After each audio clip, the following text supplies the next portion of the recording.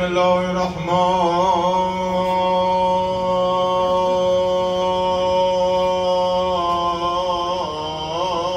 الرحیم. بازا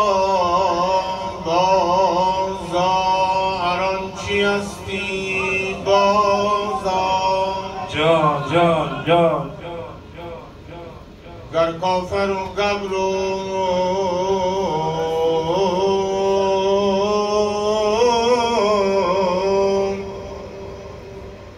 بت پرستی بازا این درگاه ما، این درگاه ما درگاه ناامیدی نیست. صد بار اگر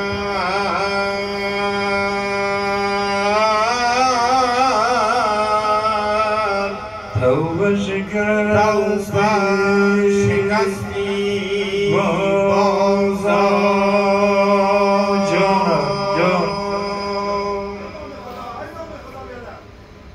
یا رسول الله یوسف استان جهان ذره حسن تو بود. من ندانم که چی اندازم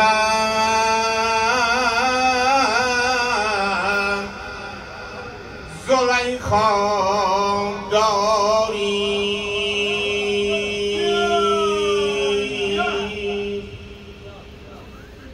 سمند ابلقش دنیا بهار دلکشش عقبا. جان بود نامش رسول الله.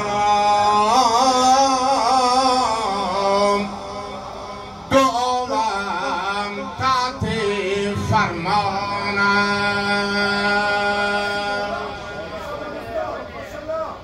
اگر کفر به انوار محمد آشنا گردد چی بشه؟ خداوند جان گوید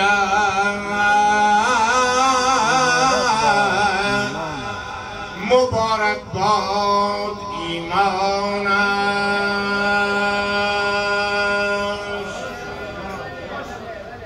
جناب شیخ را گو، جناب شیخ را گو از کرامات تو دانستم که تو مشتاق آن خلدی که دهقان است دهقان است. هر مرد شتردار و ویس قرنینه، هر شیشه گل رنگ عقیق یمنی.